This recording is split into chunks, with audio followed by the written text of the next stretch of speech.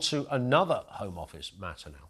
A record number of people were granted asylum in the UK last year. New figures show that more than 62,000 were accepted, with the number of applications for asylum down by 17% from the year before. There are still more than 111,000 people receiving asylum support and housing in the UK. You did hear that correctly, which has cost the taxpayer an eye-watering £5.4 billion over the past year alone. And while the number of illegal migrants is down by a third, we still saw more than 36,000 people enter the country illegitimately last year. Former Home Secretary Suella Braverman has commented on the new figures, calling it a national disaster, and says that it will cause Britain to become unrecognisable if overall immigration isn't capped. I think I got that last sentence out just about correctly. Joining us now, live from Central Lobby in Westminster, the Sun's chief political correspondent, Jack Elsom, is with us. I mean, this really does shatter, finally, surely, Jack, James Cleverly, Rishi Sunak's comments that they are involved in the largest, I think the phrase I heard the Home Secretary use recently, the largest reduction in immigration in history. Really? Yeah, afternoon, Ian. I mean, these are massive, massive numbers once again. And once again, we're talking about immigration, legal and illegal. And it's a real headache for Rishi Sunak and the Home Secretary at the moment. Now, let's just take them in turn. In terms of legal migration, 1.4 million visas issued in the past year, about 600,000 workers, about 600,000 students and their families coming into the UK. Now, the Home Office and the government have been very, very quick to stress that these numbers come before that legal migration package, which is about to take effect. It was announced in December, and it does things like place a salary threshold on workers coming in, bans care workers bringing their family members, hikes the threshold for family visas as well. So they're very keen to stress that this hasn't kicked in yet.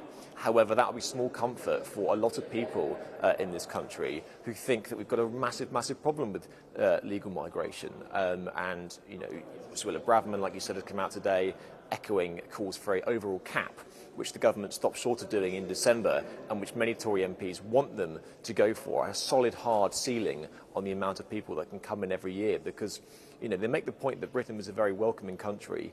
However, the strain on GPs, housing, public services is coming under massive burden by these numbers. So illegal migration is one thing, and obviously as well, illegal migration as well. £5.4 billion at the moment we're spending on hotel and asylum support in this country. A record number of people gaining asylum. However, the government very quick to stress that that's because we're getting through more numbers in terms of clearing that backlog.